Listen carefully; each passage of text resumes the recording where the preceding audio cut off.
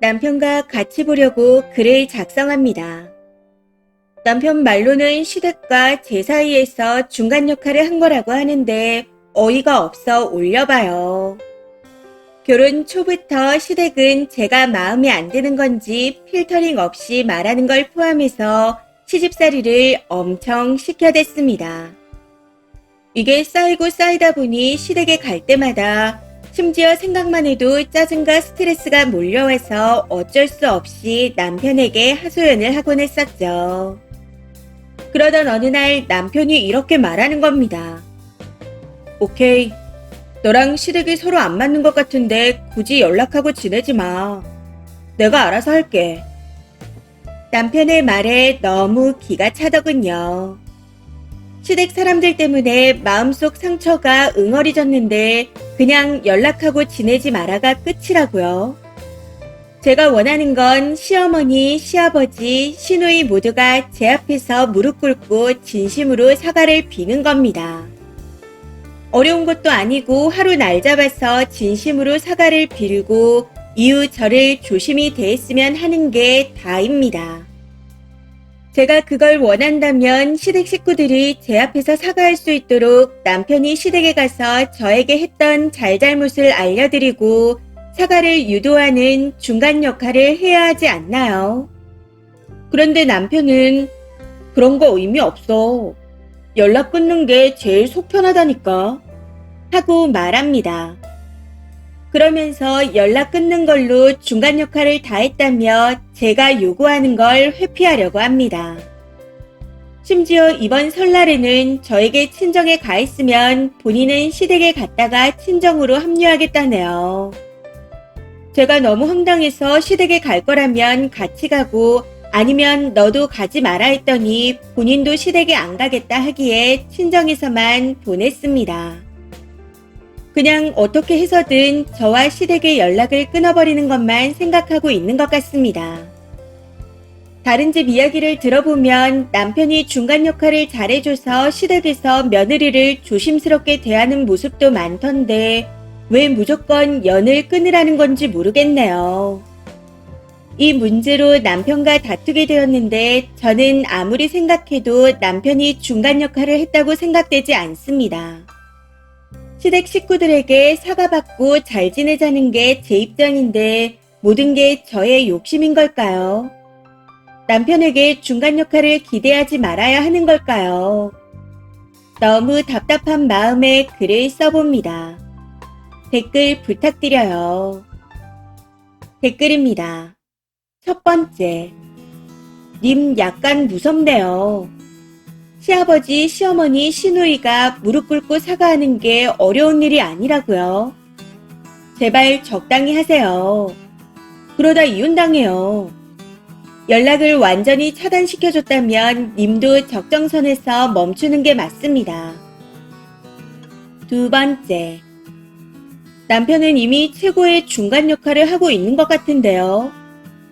시부모님 시누이가 무릎을 꿇고 쓰니에게 용서를 빈다. 남편은 옆에서 시부모와 시누이가 각각 무슨 잘못을 했는지 알려주고 세 사람이 진정으로 사과를 할 수 있도록 유도한다. 이게 무슨 일이죠? 요즘 세상에 무릎 한번 잘못 꿇리면 갑질이니 뭐니 하면서 신상까지 다 털립니다.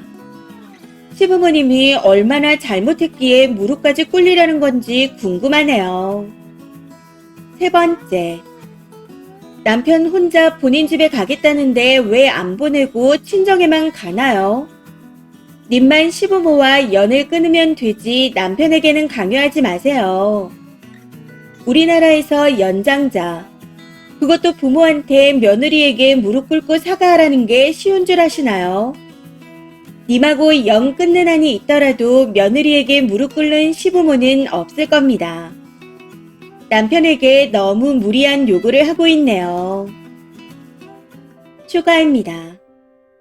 제가 어제 올린 글에 댓글들을 보았는데 다들 연 끊었으면 됐고 그 정도면 남편이 중간 역할을 한 거라고 하네요. 그러면 상처받은 제 마음은 어떻게 치유받아야 하나요? 저는 그냥 시댁으로부터 피해자로 살아가야 하는 건가요? 만약 시댁에서 제 존재를 아쉬워했다면 복수라도 한 느낌이었을 겁니다. 그런데 시댁에서 저를 아쉬워하지 않는다는 게 느껴져서 더 화가 나요. 일반적으로 시집살이라고 알고 있는 며느리에게 연락 방문 강요, 신혼집 불시 방문, 시댁 수발 들기 이런 거였으면 제가 없을 때 아쉽겠죠. 하지만 그들이 한 시집살이는 그런 종류가 아니었습니다. 시어머니는 아들밖에 모르고 며느리는 개무시하는 그런 분입니다. 기껏 시댁에 방문해줬더니 아들만 찾고 아들만 반가워합니다. 며느리는 보이지도 않을걸요. 아들이 프로젝트를 성공적으로 수행하고 성과급을 받았다는 소식이 들리면 미친 듯이 좋아하면서 며느리한테 그런 일이 생기면 고생했다 한마디로 끝입니다. 시어머니라는 위치에서 제가 그렇게 불편한 존재가 아닐 텐데 애초에 그 사람은 제가 없기를 바라는 것 같아요. 제가 시댁과 연을 끊어도 이 사람은 오히려 좋아할 거라 아무 타격도 없습니다. 시아버지는 연락이나 방문을 강요합니다. 남편한테요. 이 사람은 되게 과묵한 성격인데 은근슬쩍 연락 방문을 강요하죠. 틈만 나면 남편한테 전화해서 요즘 연락이 뜸한데 연락 좀 자주 하자 이러고 있습니다. 심지어 본인 부모인 할머니 할아버지 생신 때 방문드리자고 남편을 불러 제껴요. 그럼 남편은 반항 한번 못하고 본인 아빠에게 끌려갑니다. 남편이 그렇게 가는데 아내인 제가 안 갈 수가 있나요? 제가 시댁과 연을 끊어도 이 사람은 남편에게 연락하고 방문하라 말하면 되기에 아무런 타격을 받지 않습니다. 그리고 시누이는 따라쟁이입니다. 진짜 저를 따라하지 못해서 안달한 존재인 것 같아요. 제가 머리띠라도 하는 날엔 언니, 이거 어디서 산 거예요? 라고 캐물어서 본인도 같은 브랜드의 머리띠를 하고 다닙니다. 이 정도면 귀엽게 봐주려고 했었죠. 근데 최근에 이직을 했다더니 알고 보니 제가 예전에 다녔던 회사더라고요. 그걸 또 저한테는 숨기려 했었는데 제가 대화를 엿듣다가 알게 된 겁니다. 제가 시댁과 연을 끊어도 이 사람은 저를 몰래 따라할 사람이기에 신우 또한 아무런 타격도 받지 않을 겁니다. 보셨나요? 이런 식으로 시집살이를 하는 사람들이기에 연을 끊어서 받는 타격이 전혀 없어요. 그러니 저는 아무런 복수도 못하고 혼자 상처만 안고 살아가야 하는 겁니다. 이런 상황에서 남편의 중간 역할은 이들에게 사과를 받아내야 하는 게 아닐까요? 이전 글에서 무릎을 꿇린다는 건 감정이 격해져서 그렇게 표현했을 뿐 저들의 싸구려 무릎까진 필요 없습니다. 그냥 사과만, 진심 어린 사과만 바랄 뿐입니다. 추가 댓글입니다.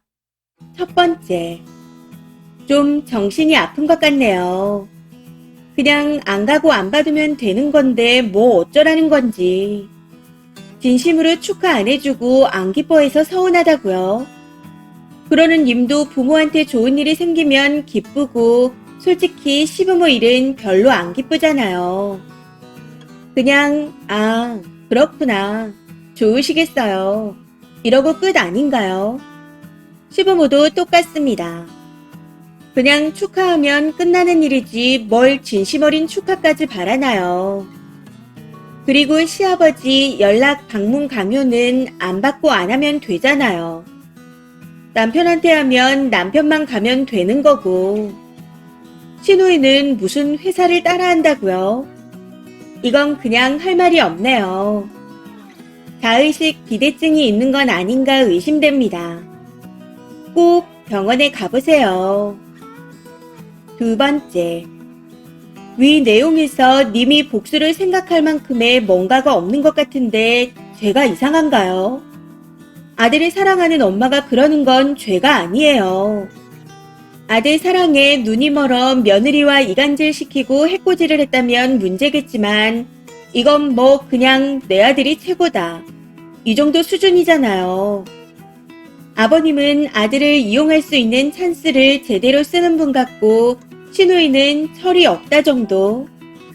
님이 다녔던 회사에 이력서 놓고 다닌다고 해서 문제될 것도 아니고 차라리 추가 글을 쓰지 말 걸 그랬어요. 그랬으면 못돼 먹은 시댁 식구들이 죽을 만큼 괴롭혔나 보다 하고 상상이라도 할 건데 이건 뭐 답도 없습니다. 이번 사연은 여기까지입니다. 시청해주셔서 감사합니다.